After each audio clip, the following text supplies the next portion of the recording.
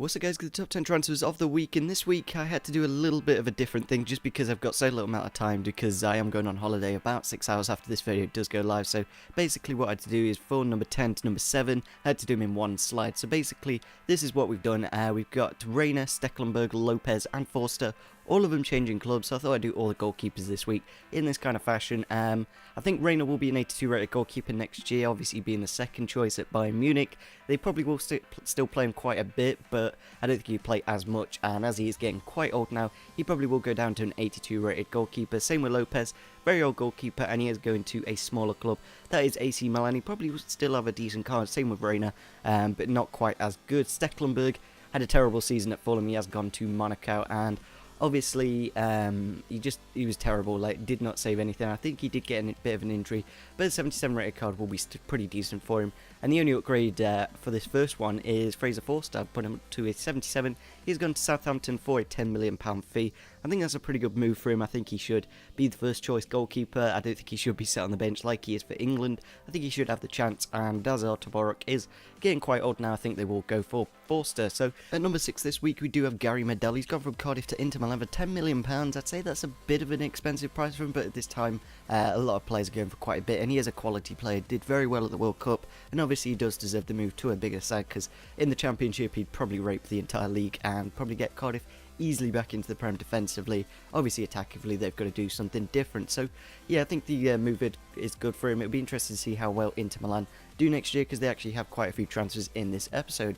Next up we do have Tadic, and he's gone to Southampton from Inter Milan on loan. It is a part of the Osvaldo deal, I believe.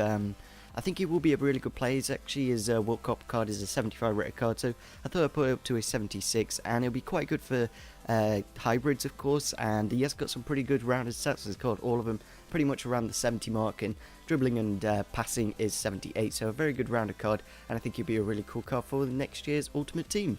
Next up we do have Afellay, is the number 4 this week, and he's not really had the best of time at Barcelona. I think he did get a big injury at some point, and he only played like 20 games, one game last season, so 20 games in the last 3 years for Barcelona, so not really the best. So a 76 rated card for next season will be pretty good for him. Still got some okay stats on his card, but not quite as good. Next up at number 3 we do have Osvaldo, and he hasn't exactly had the best of time at Southampton. I think he's fallen out with the club completely. I think they kind of wanted him to leave on a permanent, but they still get a decent player with Tadic, as he was in the number 5 spot this week, and obviously maybe we'll come back and be a bit better. I've upgraded his pace by 2 because on his World Cup card he has got 75 pace, so maybe he will go up in pace, we'll have to see, but generally I think he will be downgraded because he didn't score that many goals last year and didn't really have the best of time. At the number 2 this week we do have Thomas Vermaelen. He's gone from Arsenal to Barcelona for £15 million. Bit of an expensive price in my opinion, especially when he was pretty much a second choice player and didn't exactly play that many games, so it'll be interesting to see what they do with him, play him at left back or at the centre back position. He can be quite a versatile player, of course, so yeah, I think it's a good transfer to Barca. They do need the centre backs, of course, and I don't think there's many left, because at the number 1 spot this week we do have an absolutely beastly centre back, and I can't wait to play with him on next year's Ultimate Team, and that is Mangala.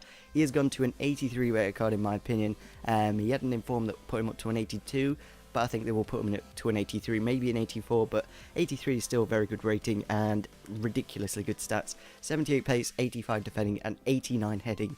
Absolutely incredible. I don't think he's very old as well, still got a lot of years ahead of him, and for £32 million it's an okay fee. Obviously David Luiz for 50 million is ridiculous, so when you look at it that way it's kind of an okay transfer, but generally quite an expensive player. But yeah, if you did enjoy his top 10 transfers of the week, unfortunately I couldn't get like all the goalkeepers ratings and what their stats will be like, but generally you got what the gist was. So yeah, smash the like button, subscribe if you're on your channel, and see you soon. Bye.